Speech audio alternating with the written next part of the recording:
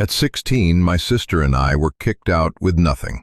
We bought a rusted train car for $3, and what we found inside didn't just give us a home. It revealed a family secret that changed the meaning of everything. If you've ever felt lost and had to build a future from scraps, this story is for you. Stick with us, and maybe hit that subscribe button, because we're all just trying to find our place. The sound I remember most isn't the shouting. The shouting had become a kind of background noise in our lives, the static of a badly tuned radio station that was always on. No, the sound I remember is the solid, final click of the deadbolt on the front door. It was a small sound in the grand scheme of things, but it was the loudest thing I had ever heard. It was the sound of an ending, a full stop. My sister Maya stood beside me on the damp front lawn, her posture as rigid as a fence post. She was 18, 2 years older than me, and in that moment, she seemed 1,000 years older. She held her duffel bag in one hand, and with the other, she was gripping my wrist. Not hard, but with a firmness that said, "I'm here, we're still a unit." Our worldly possessions were in 2 duffel bags and a single pathetic cardboard box that was already starting to soften in the evening mist. The box held my books and a framed photo of our grandmother, the only one we had. Our father had thrown it after us. "Take the old woman's junk with you," he'd spat, his face a mask of purple fury. The door slammed before it even hit the grass. Click. End of story. Or so I thought.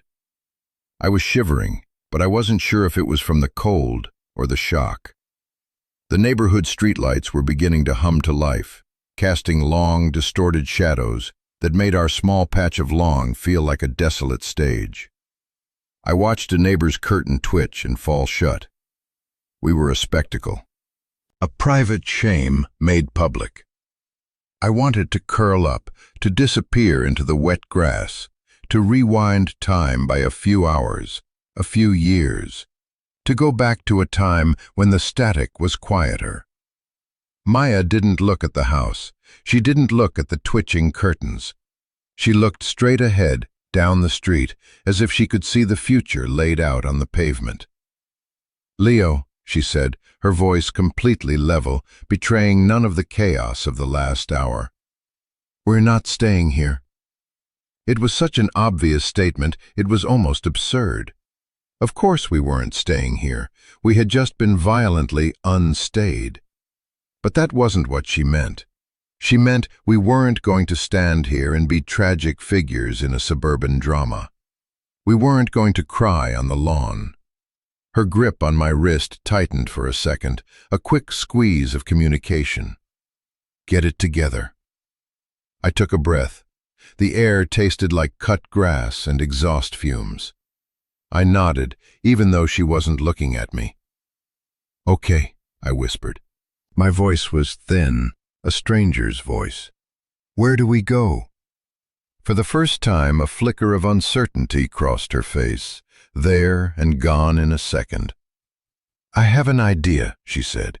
"It's not a good one, but it's an idea." An idea. At that moment, an idea felt like a kingdom. It felt like a life raft. I would have followed her idea if it led us into the sea. We walked away from that house, from that deadbolt click, and we didn't look back. I thought we were walking away from our past, but the truth was, we were walking directly toward it. We just had to go through hell to get there. The first night was a blur of shame and gratitude. We stayed on the floor of a friend of Maya's from her part-time job at the diner. The friend's name was Sarah, and she was kind in a way that felt like sandpaper on my raw nerves. She gave us blankets that smelled of a different family's laundry detergent, and she made us instant noodles, and she didn't ask too many questions. But her apartment was tiny, a shoebox in the sky, and her pity was a physical presence in the room. It was in the way she wouldn't quite meet our eyes, the way she spoke in hushed, gentle tones, as if we were victims of a natural disaster, which, I suppose, we were. Lying on the floor that night, Listening to Maya's steady breathing beside me, I stared at the unfamiliar ceiling and felt the full weight of our situation settle in my bones. We had nothing, less than nothing. We had the clothes on our backs, a few books, and the combined contents of our pockets, which amounted to $47 and some change. We were a rounding error, a statistic waiting to happen. The next morning, Maya was up before the sun. I found her at the tiny kitchen table, hunched over a crumpled copy of a free classifieds paper she'd picked up from a box on the street. Her face was illuminated by the weak light of the stove hood, and she was circling something with a pen she'd borrowed from Sarah. "What are you doing?" I asked, my voice thick with sleep. "Planning," she said, not looking up. She tapped a small, smudged block of text in the miscellaneous for sale section. It was nestled between an ad for a used lawnmower and another for a collection of porcelain dolls. I leaned in to read it. The print was tiny. It said, "For sale by county, abandoned property. 1 Pullman Standard boxcar, circa 1950s. As is, where is. Located on defunct B&O rail spur, Oak Haven Township. Sale to clear back taxes. Price, $3. I read it again, and a third time. "A train car?" I said. "Maya, that's not an idea, that's a joke." "Is it?" She finally looked at me, and her eyes were fierce. "We have $47, Leo. We can stay with Sarah for maybe 2 more nights before her roommate starts getting angry. Then what? A shelter? The street? This is $3. 3. We can afford it." My mind was struggling to catch up. The logic was insane, but it was also undeniable. The sheer desperation of it was a kind of anchor. "It's a rusted metal box, Maya, in the middle of nowhere. What are we supposed to do with it?" "Live in it," she said, so simply, so matter-of-factly, that for a second I almost believed her. "It's a roof. It's 4 walls. It's a floor. It's more than we have right now, and the ad says it's on a rail spur, which means it comes with the patch of ground it's sitting on. It's ours. No one can kick us out." The word "ours" hung in the air. It was a word that had been hollowed out for us over the years. Our room, our house, it had all been conditional, a privilege that could be, and now was, revoked. The idea of owning something, anything, even a derelict metal box, was a powerful lure. It was the most absurd and the most beautiful thing I had ever heard. We pooled our money on the table, a wrinkled 20, 2 tens, a 5, and a handful of coins. Maya carefully separated 3 $1 bills. It looked like a fortune, and nothing at all. "We'll take the bus to Oak Haven," she said, her voice gaining momentum, the plan solidifying as she spoke it. "We'll go to the county clerk's office, we'll pay the $3, and we'll get the deed. And then we'll figure it out." I looked at her, at the dark circles under her eyes and the stubborn set of her jaw. She was terrified. I could see it now. But she was turning her terror into fuel, into a blueprint for survival. And I knew, with a certainty that settled deep in my gut, that I would follow her anywhere. The bus ride to Oak Haven felt like a journey to another planet. We left the sprawling, indifferent city behind, watching as the landscape bled from concrete and glass to strip malls, then to suburbs, then to farmland that stretched out in vast, empty squares of brown and faded green. The bus was old, rattling with every bump in the road, and smelled of diesel and stale air. We sat near the back, our bags tucked at our feet, and didn't speak much. There was nothing to say. We were suspended between a life that had just ended and a future that was, at best, a rusted question mark. Oakhaven wasn't so much a town as a suggestion of one. The bus hissed to a stop in front of a small general store with a peeling Coca-Cola sign and a single gas pump out front. The driver grunted, "Oakhaven," and pushed the door open. We were the only ones who got off. The air was different here, cleaner, but heavy with the smell of damp earth and wood smoke. The silence was immense, broken only by the chirping of unseen birds and the distant buzz of what might have been a chainsaw. The town consisted of one main street, a post office, a small diner with a flickering open sign, a hardware store, and a few houses with wide, sagging porches. It was a place that time seemed to have forgotten, or perhaps had simply decided to pass by.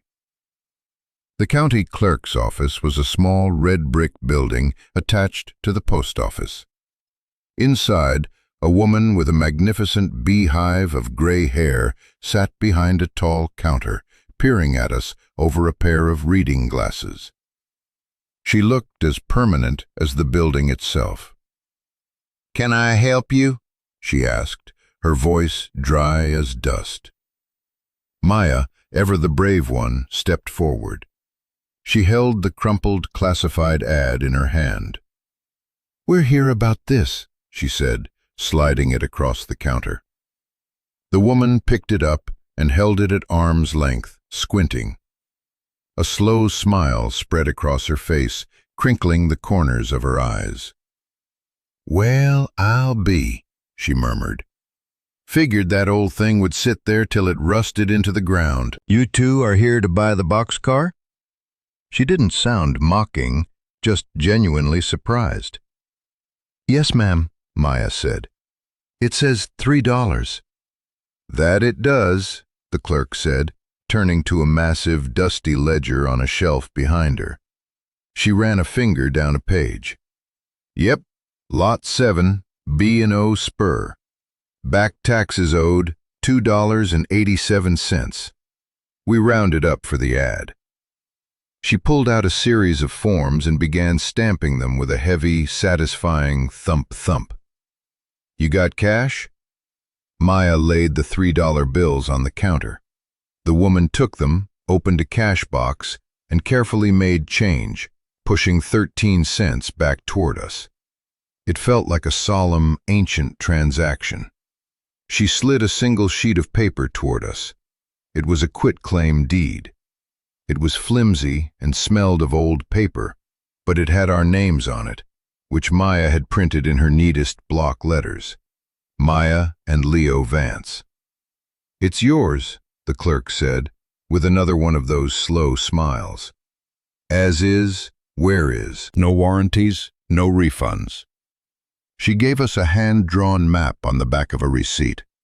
"It's about a mile walk, past the old lumber yard. Can't miss it." We thanked her and walked back out into the quiet street, clutching the deed like it was a winning lottery ticket. The walk was longer than a mile. The paved road gave way to gravel, and the gravel gave way to a dirt track overgrown with weeds. We passed the skeletal remains of the lumber yard, its roof caved in, its windows like vacant eyes. The air grew stiller, the silence deeper. Then the track curved, and we saw them. A set of rails, nearly swallowed by the earth, running into a thicket of trees. And sitting on those rails, just as the ad had promised, was a boxcar. It was worse than I had imagined, far worse.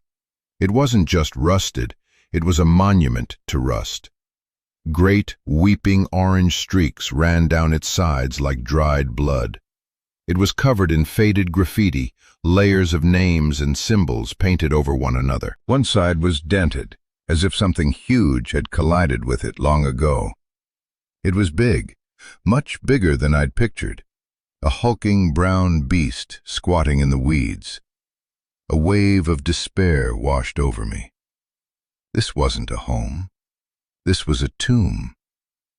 "Maya," I started, my voice failing me. She didn't answer. She just walked toward it, her steps slow and deliberate. She ran a hand over the rough, corrugated metal. She was claiming it. I watched her, and a strange feeling began to push back against the despair. It was ugly, it was derelict, it was impossible. But it was ours. We had a deed in our pocket that said so. No one could take it away. I walked up and stood beside her, looking up at the massive, silent thing. "Well," she said, her voice quiet but steady, "let's see what we've got." The door was the first problem. It was a massive, sliding panel of steel, and it was rusted shut. We pushed, we pulled, we threw our combined weight against it. It didn't budge. It laughed at us. For a moment, we just stood there, defeated by the very first obstacle. The absurdity of it all was crushing. We owned a box we couldn't even get into. Maya, however, was not one to be defeated by a door. She scanned the surrounding area, her eyes sharp and practical. She found a thick fallen branch, long and sturdy. "A lever," she said, a new energy in her voice. We wedged the end of the branch into a small gap between the door and the car's frame. "Okay," she grunted. "On 3. Push down, hard." We put all our weight on it. The wood groaned. I could feel the strain in my shoulders, my back. For a second, nothing. Then, with a screech that set my teeth on edge, a sound of metal tearing itself apart, the door moved. Just an inch, but it was an inch.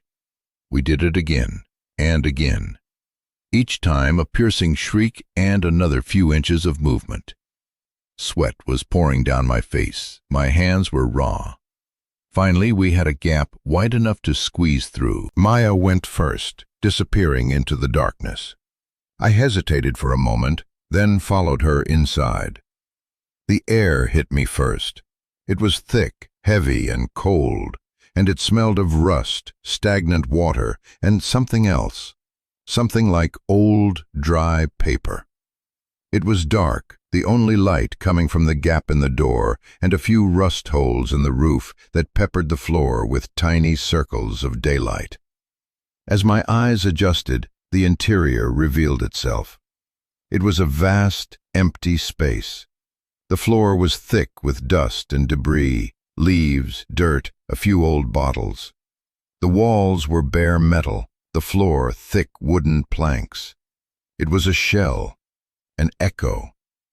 "It's big," I said, my voice sounding small in the cavernous space. "It's a 50-foot car," Maya said, her voice full of a strange reverence. She was running her hand along the wall, her fingers coming away coated in grime. "Standard issue, high capacity." She talked about it like she'd studied it, but I knew she was just pulling facts from some corner of her brain, trying to make sense of this insane thing we had done. We started to explore, our footsteps echoing strangely. We walked the length of it, from one end to the other. It felt like pacing a cage, but it also felt like pacing our own territory. We weren't trespassing. We belonged here. I kicked at a pile of debris in a corner and noticed that one of the floorboards seemed loose. It was shorter than the others, and the nails at its end were rusted completely through. Curiosity got the better of me. I knelt down and pried at it with my fingers. The wood was soft, damp, and it splintered easily.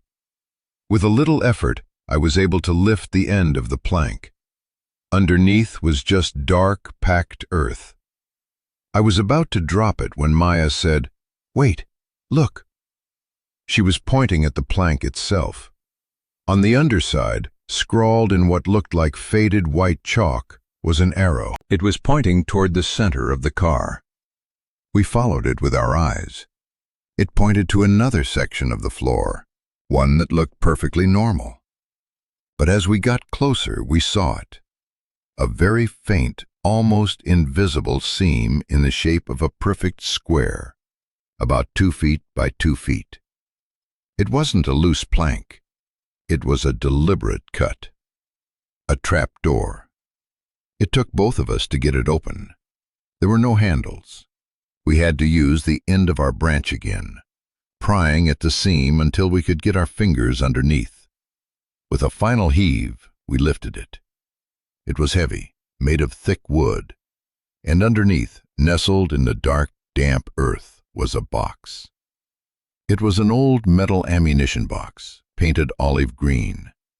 It was heavy, and it was locked with a small, sturdy padlock. We looked at each other. The silence in the boxcar was absolute. The dust motes danced in the slivers of light from the ceiling. This was something else. This wasn't part of the county sale. This was left here, for a reason, for someone. We carried the box over to the light from the open door and sat on the floor, staring at it. The padlock looked ancient, but strong.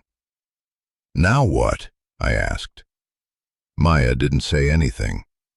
She pulled a bobby pin from her hair, straightened it out, and knelt before the lock. I had seen her do this once before, on a locked diary when we were kids. "Where did you learn to do that?" I'd asked her then. "You learn what you need to," she'd answered. She worked in silence, her brow furrowed in concentration. The only sound was the faint clicking of the pin inside the lock.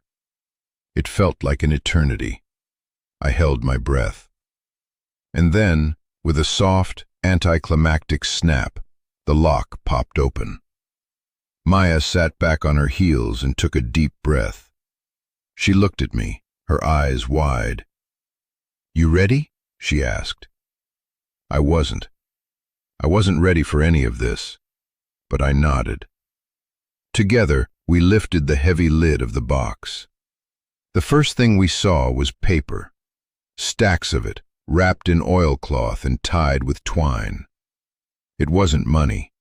My heart, which had been hammering with a wild, greedy hope, sank a little. But Maya reached in with a reverence that stopped my disappointment in its tracks. She lifted out the first package. It was heavy. She carefully untied the twine and unfolded the oilcloth. Inside was a thick manila envelope, yellowed with age. On the front, in a spidery, elegant handwriting I recognized instantly, were our names. For Maya and Leo. It was our grandmother's handwriting. I hadn't seen it in 10 years, not since the last birthday card she'd sent before she passed away. But it was as familiar to me as my own name. My hands started to shake. This box, this car, it was all connected to her. This wasn't random. Maya opened the unsealed flap of the envelope and pulled out a stack of folded pages. It was a letter, several pages long, filled with that same cursive script. She unfolded the first page and began to read aloud, her voice soft and steady, a strange contrast to the tremor I could see in her hands. "My dearest Maya and Leo," she began, "if you are reading this, then the worst has happened. It means I am gone, and it means your father has finally done what I always feared he would. I am so sorry. I am sorry I wasn't there to stop it. I am sorry for all the years I was not there at all." Maya paused and swallowed hard. I could feel tears welling in my eyes, hot and sudden. I hadn't cried when we were kicked out. I hadn't cried on the bus. But this voice from the past, reaching out to us in this dusty, forgotten place, it broke something open inside me. Maya took a breath and continued. "I know you must have questions. I know you must feel alone. I want to explain some things your mother and father would never tell you. When I was a young woman, long before you were born, Our family fell on hard times. My husband, your grandfather, made a bad business deal. He wasn't a bad man, just a proud one, and he got involved with dangerous people to try and fix it. He ended up owing them a great deal of money. When he died, that debt fell to me. And when I couldn't pay, it fell to my only son, your father. My mind reeled. Dangerous people? A debt? This was the stuff of movies, not our boring, miserable suburban life. Your father has lived his entire life under the shadow of this debt, the letter went on. It has twisted him. It made him bitter and cruel. He resents the world, and I am afraid he resented you, because your lives represented a freedom he never had. He and your mother chose to stay and pay it off, piece by piece, living a life of quiet fear. I chose a different path. I ran. I couldn't live like that. It was a coward's choice, perhaps, but it's the choice I made. I spent years living simply, working odd jobs, saving every penny I could, and with that money, I did the only thing I could think of to give you a lifeline. I bought this tiny, worthless piece of land. No one wanted it. And I bought this old boxcar from the rail yard when they were scrapping it. I paid a man with a crane to move it here. It cost me almost everything I had. This was my secret, my escape hatch. Not for me, but for you. I just knew that one day you might need a place to land. A place that was truly yours, that no one could take from you, that no one even knew existed. It isn't a palace, it's barely a shelter, but it is a foundation. It is a start. Maya's voice cracked on the last few words.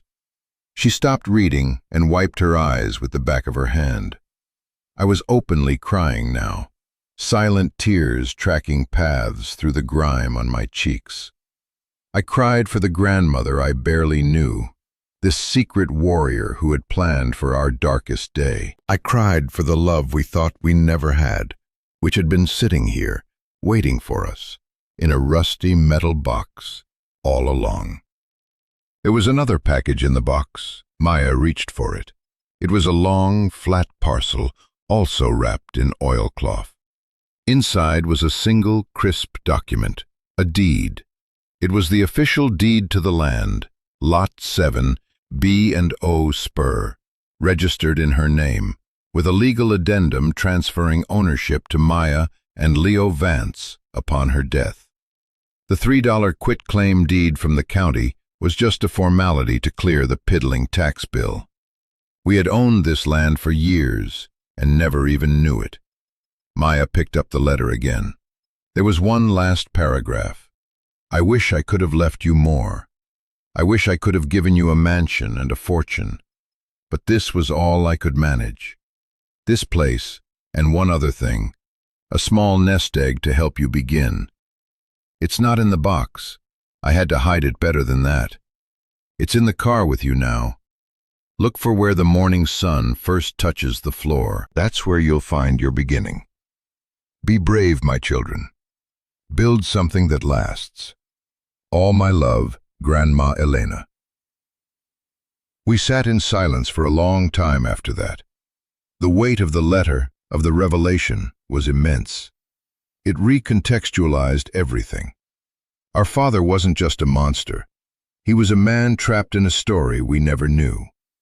Our grandmother wasn't an absent figure. She was our silent guardian.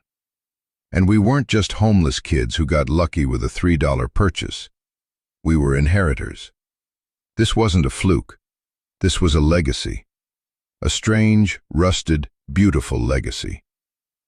The sun was starting to set, and the light coming through the door was turning a deep, burnished gold. The interior of the boxcar was filled with long shadows. It was getting cold. We can't stay here tonight, I said, my voice hoarse. We have no food, no water, no blankets. Maya nodded, her eyes distant. She carefully folded the letter and placed it back in the envelope, holding it like a sacred text. No, she said. We'll go back to town. There's that diner. We can get something to eat. And we can ask about a place to stay. A motel, maybe just for one night. The $44 left in our pocket suddenly felt very, very small. We closed up the box, leaving it in the trapdoor compartment, and slid the heavy car door mostly shut, leaving just enough of a gap to show it was occupied. A silent claim. The walk back to town felt different. The world hadn't changed, but we had. The quiet street no longer felt desolate. It felt peaceful. The old buildings didn't look dilapidated. They looked sturdy. We were looking at it all through new eyes, the eyes of people who belong somewhere. We had dinner at the diner. It was called the Oak Haven Grill, and it was exactly what you'd expect. Red vinyl booths, a long formica counter, and a waitress who called everyone Hun. We ordered the cheapest things on the menu, grilled cheese and tomato soup. It was the best meal I had ever eaten. We ate slowly, savoring the warmth. We didn't talk about the letter. It was too big, too raw. We just sat together, the silence comfortable, a silent acknowledgement that the ground had shifted beneath our feet. After, Maya asked the waitress if there was a motel in town. The woman laughed, a kind, wheezy sound. "Honey, the last motel in Oak Haven closed down in the '80s. But Martha runs a rooming house just down the street. She might have a room for the night." Martha turned out to be the clerk from the county office, the woman with the beehive hair. Her house was old and rambling, filled with the smell of cinnamon and old wood. She gave us a small, clean room with 2 twin beds and a shared bathroom down the hall for $20. As I lay in that bed, a real bed, with clean sheets and a pillow that didn't smell of someone else's life, I couldn't sleep. I kept thinking about the letter. Look for where the morning sun first touches the floor. It was a riddle, a promise. Before dawn, I was awake. I woke Maya. We didn't say a word.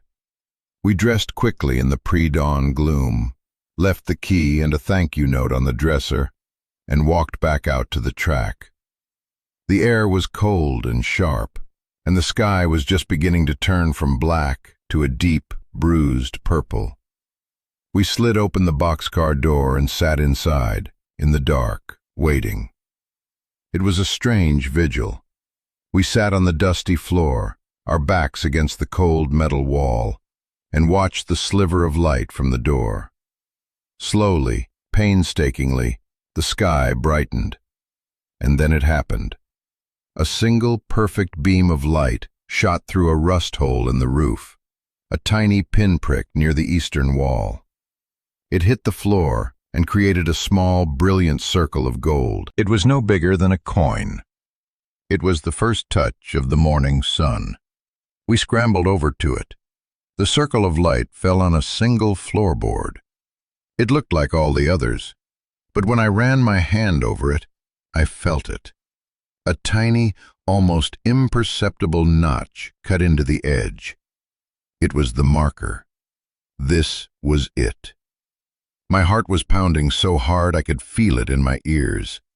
This was the moment. This was what she had left for us. The point of no return. Okay, I have to pause here. Because this moment, this was the point of no return for us. If you've ever been given a second chance when you thought all was lost, you know this feeling. It's terrifying, and it's beautiful all at once. It's the moment you realize you have a choice to make, and it's going to define everything that comes after. We're trying to build a community here of people who understand what it's like to stand at that kind of crossroads.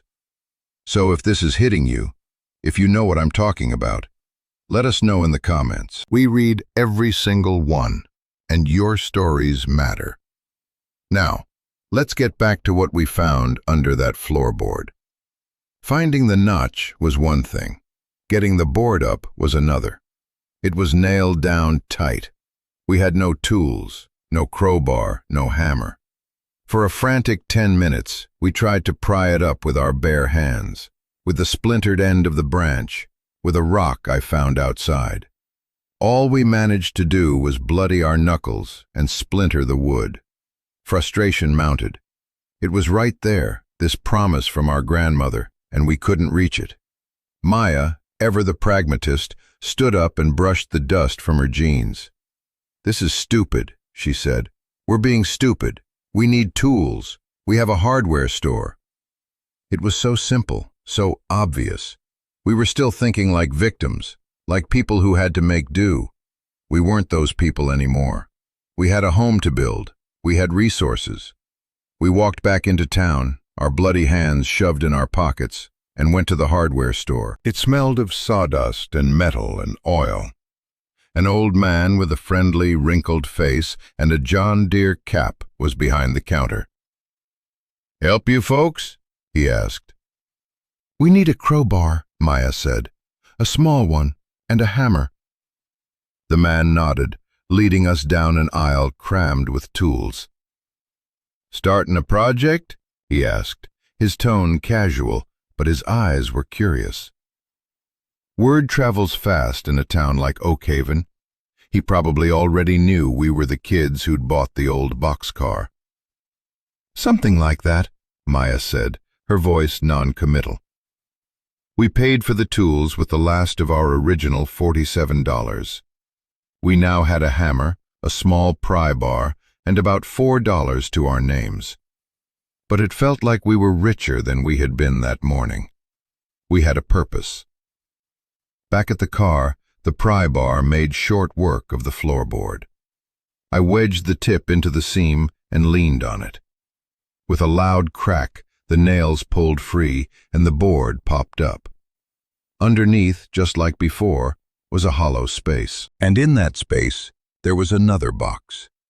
This one was different. It wasn't a military surplus box. It was a small wooden chest, like a hope chest, bound with leather straps. It was beautiful, and it wasn't locked. My hands trembled as I reached down and lifted it out. It was lighter than the ammo box, but it still felt substantial. We set it on the floor between us. I looked at Maya. She nodded. I lifted the lid. The box was filled with cash. It was all old bills, 20s and 50s, bundled together with rubber bands that had gone brittle with age. It wasn't a king's ransom. It wasn't $1 million. But it was more money than I had ever seen in one place. We took it out, bundle by bundle, and counted it on the dusty floor. $3,450. On top of the last bundle was another small, folded note. Just one sentence, in that same familiar script. For the foundation, build something that lasts. $3,000. It was a lifeline. It was an engine. It was enough. Enough to eat for months. Enough to buy real building materials. Enough to turn this rusty shell into a home. But it was also enough to leave. The thought hit me with a surprising force. We could take this money, get on a bus, and go anywhere. We could get an apartment in a new city, find jobs, start over, completely fresh. No rusty boxcar, no grueling labor, no ghosts of the past. Just a clean break. I looked at Maya, and I knew she was thinking the same thing. The choice was suddenly, starkly clear. The easy path, or the hard one. Escape, or build. For a long moment we just looked at each other. The unspoken question hung in the air between us. The sunbeam from the roof had moved on, and the car was filled with a soft gray light.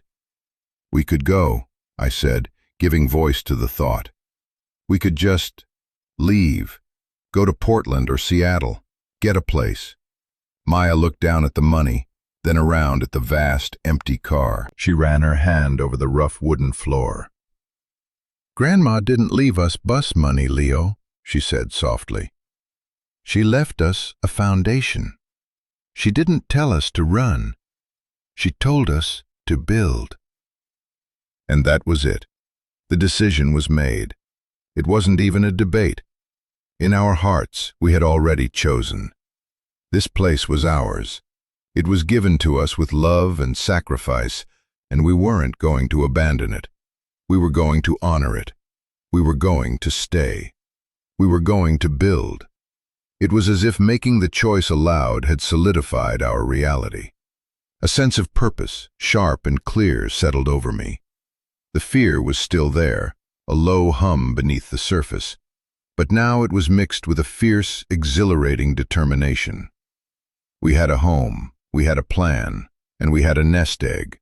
We had a beginning. Our new life started that afternoon. But just as we were starting to feel the first stirrings of hope, the outside world intruded. As we were leaving the car for the day, planning to walk to the library to research insulation and wiring, we saw it. Tacked to the outside of our door with a single shiny nail was a crisp, white envelope. It looked alien against the rust. It had no stamp. It had been delivered by hand. My name and Maya's were typed on the front. I felt a chill that had nothing to do with the evening air. This felt different, official, threatening. Maya tore it open. It was a letter, printed on heavy, expensive-feeling paper with an embossed letterhead. Blackwood Development Group. It was a legal offer.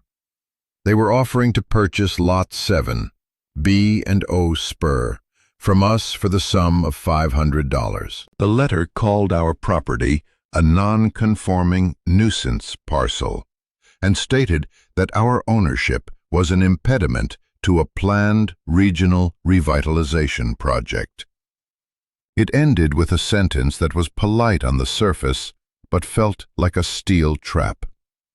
We are confident we can come to a mutually beneficial arrangement and look forward to your prompt and favorable reply. $500. After what we had just found, it was an insult. But it wasn't the money that was scary. It was the fact that they knew we were here. We were no longer a secret. We were an impediment. And Blackwood Development Group sounded like the kind of people who didn't like impediments. The fight for our home had just begun. The letter from Blackwood Development felt like a declaration of war. Our small, private world had been breached. The next morning, we didn't go to the library. We walked back to the main street, to the only place we could think of to go. There was no shingle, but a small brass plate next to the door of an upstairs office read, A.C. Abernathy, Attorney at Law. We climbed the creaking stairs. The office was one room, lined with floor-to-ceiling bookshelves, groaning with legal volumes. It smelled of old paper and pipe tobacco. Behind a massive oak desk sat a man who looked to be about the same age as the books. He was thin, with a shock of white hair and kind, intelligent eyes behind wire-rimmed glasses. This was Mr. Abernathy.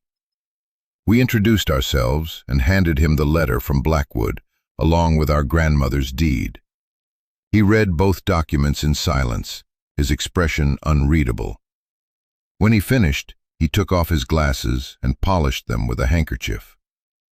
"Elena Vance," he said, his voice a low rumble. "I'll be. I knew your grandmother. Not well, but I knew her. She was a tough woman, stubborn. Looks like she passed that on." He looked at the Blackwood letter again and sighed. Blackwood Development. They're a big outfit from the city. They've been buying up land all along this old rail corridor for the last 2 years, quietly. They want to put in luxury vacation homes, a golf course, the whole 9 yards. Your little plot is right in the middle of their planned fairway for hole number 3. He leaned back in his chair, which groaned in protest. They're offering you $500 because they think you're a couple of kids who don't know any better. They think they can scare you off cheap. Can they? I asked, my voice small. Can they just take it? Not easily, Abernathy said. The deed is ironclad. Your grandmother did this right. They can't force you to sell. But that doesn't mean they won't try to make your life difficult. They'll file nuisance complaints. They'll challenge the zoning. They'll try to bury you in paperwork and legal fees until you give up. He looked at us, his gaze steady. So the question is, what do you want to do? Take their money? I could probably get them up to 5, maybe 10,000 if I push. Or do you want to fight? Maya didn't hesitate. We're not selling, she said. A slow smile spread across Mr. Abernathy's face. That's what I was hoping you'd say. That's what Elena would have said. He stood up and extended a hand. All right then, I'll represent you, pro bono, for Elena. The weight that lifted from my shoulders was physical. We weren't alone in this fight. We had an ally. Armed with legal counsel and a renewed sense of purpose, the real work began. The boxcar, which had been a symbol of hope, now became a project. A massive, all-consuming, back-breaking project. Our days fell into a rhythm. We'd wake up at Martha's, use our small hoard of cash to buy breakfast at the diner, and then walk to the car. We spent the first week just cleaning. We shoveled out years of accumulated dirt and debris. We scrubbed the walls and floor with wire brushes and buckets of soapy water we hauled from a public spigot in town. The rust was the biggest challenge. It was everywhere. We spent days, then weeks, sanding. We bought cheap orbital sanders and boxes of sandpaper from the hardware store. The noise was deafening. The dust was suffocating. We wore masks and goggles, and at the end of each day, we were covered head to foot in a fine red powder. We looked like we'd been dipped in blood. But slowly, miraculously, beneath the layers of decay, we started to see clean, bare metal. While we worked, Maya studied. At night, she'd sit in our room at Martha's, surrounded by books she'd checked out from the town library. Books on carpentry, on electrical wiring, on plumbing.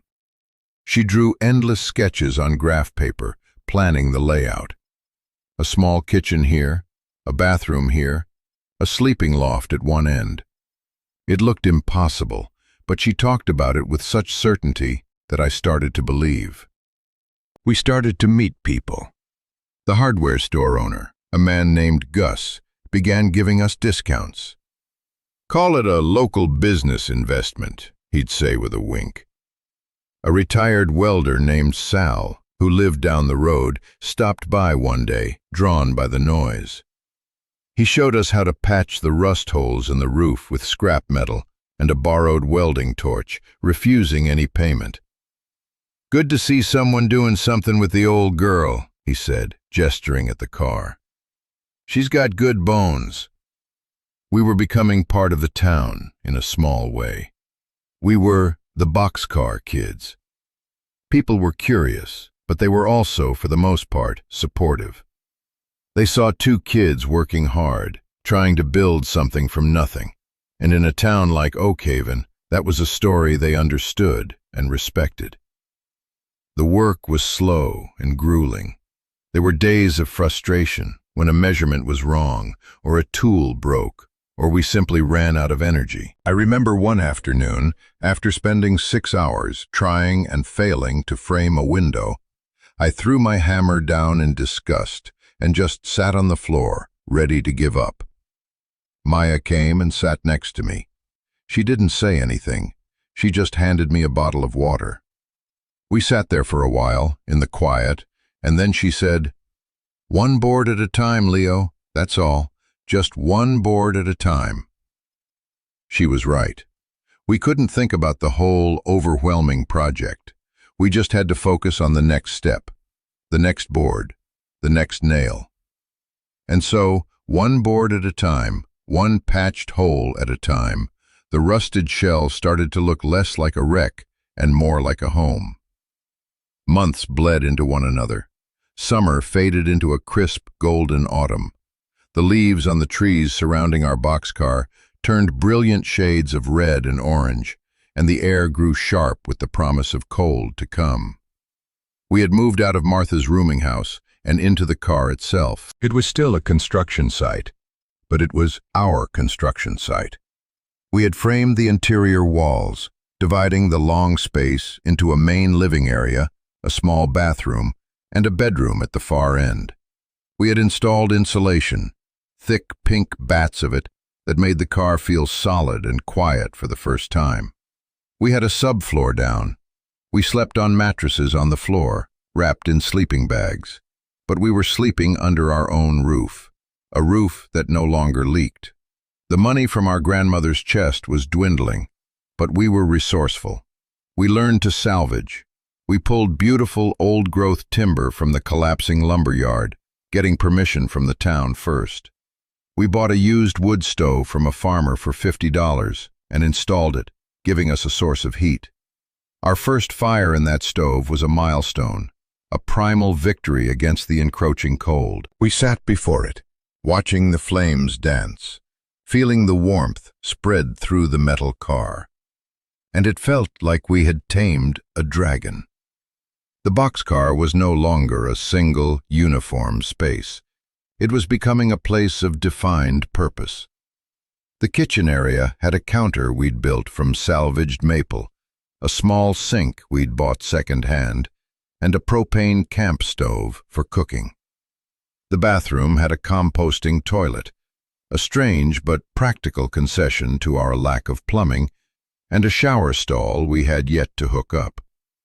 In the evenings, we worked by the light of battery-powered lanterns, reading or talking, or just sitting in the quiet, listening to the fire crackle. I had started writing again, filling notebooks with observations, with the story of the car, with the memory of our grandmother. The physical labor was grounding me, and the words were starting to flow again.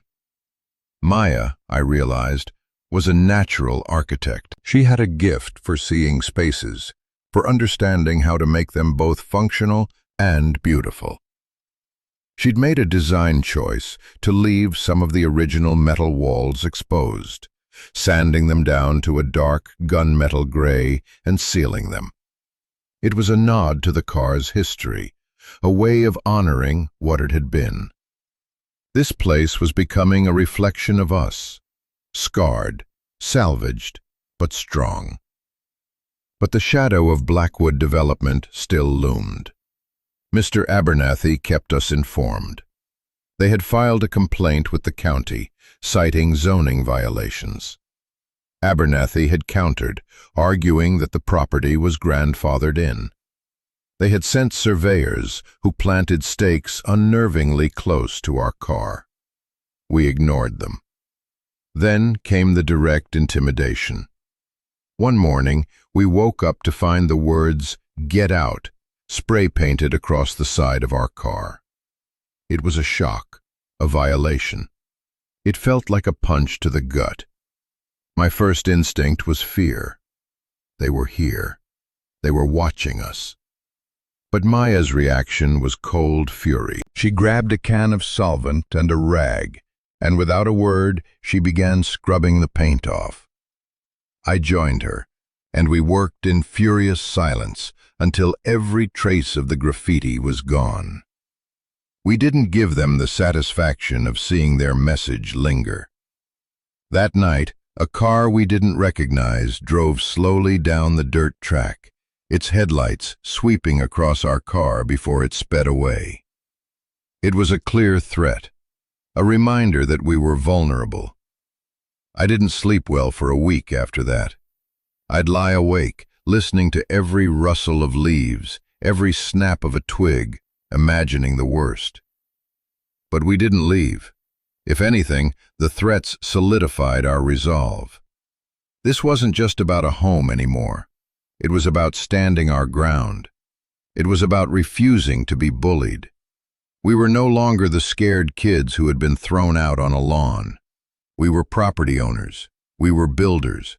And we weren't going anywhere. The boxcar was more than just wood and metal now. It was a fortress. It was our Alamo. And we were ready for the siege. Winter arrived, blanketing Oakhaven in a thick layer of snow. The world went quiet, muffled. From inside the boxcar, with the wood stove roaring, it felt like we were the only two people on Earth. The car was our cocoon, warm and safe against the elements. The work slowed down, dictated by the cold and the short days. We focused on interior details, building shelves, sanding the floors, painting the drywall we had finally managed to put up.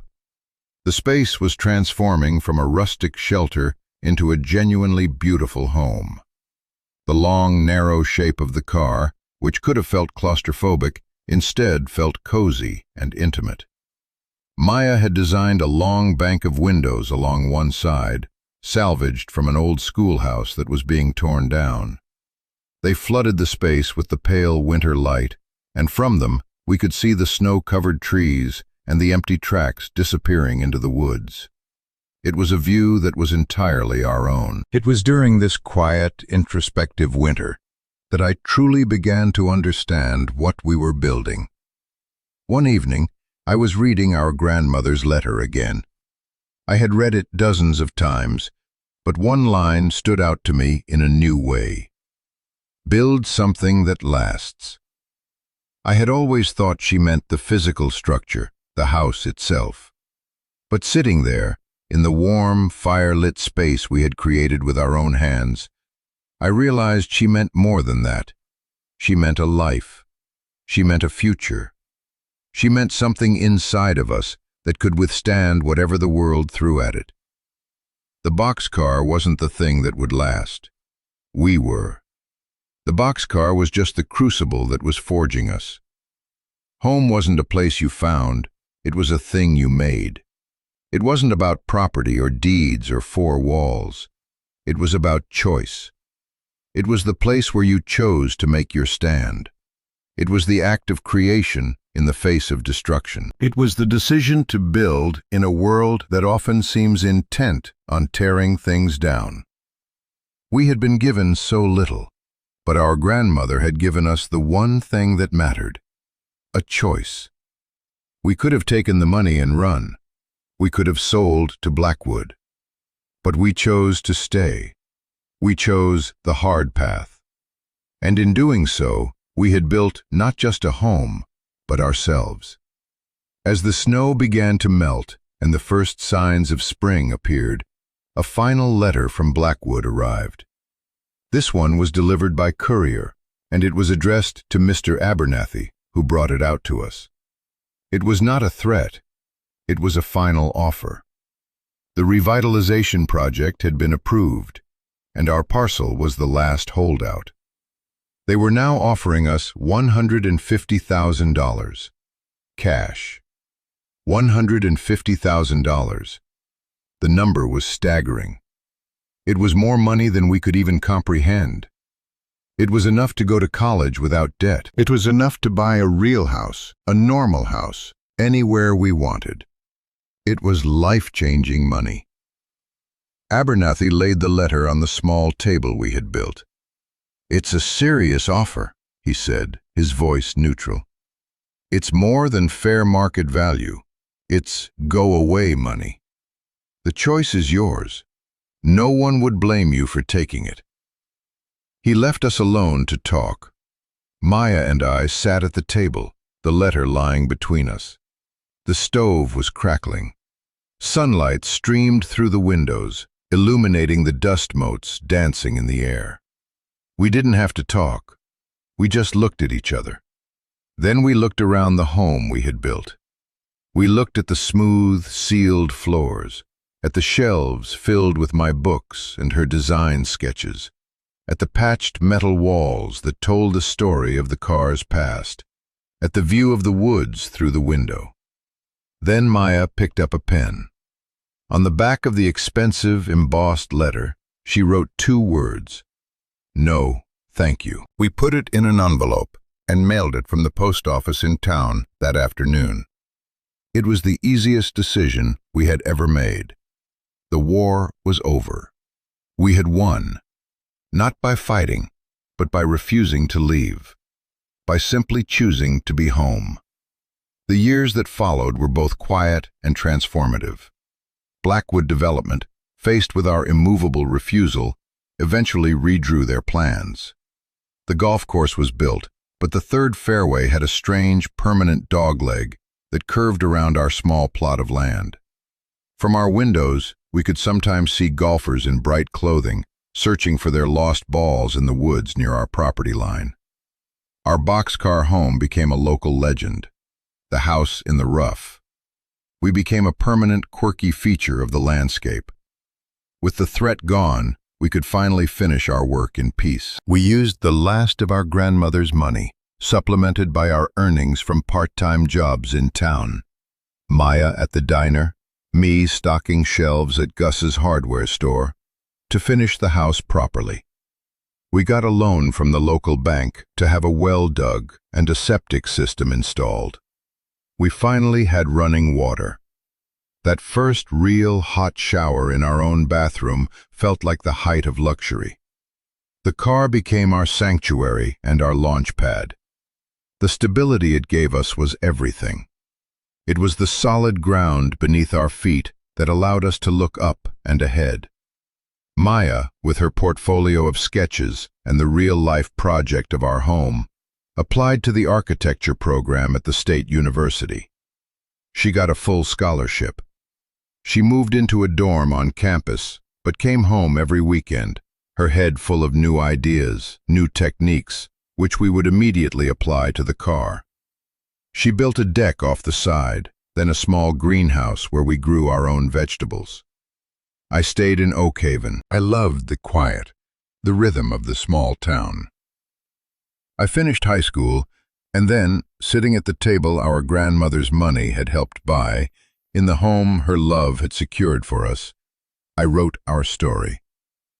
I wrote about the click of the deadbolt, the $3 deed, the smell of rust and old paper, the weight of the tools in our hands, and the fierce, protective love of a woman I had barely known.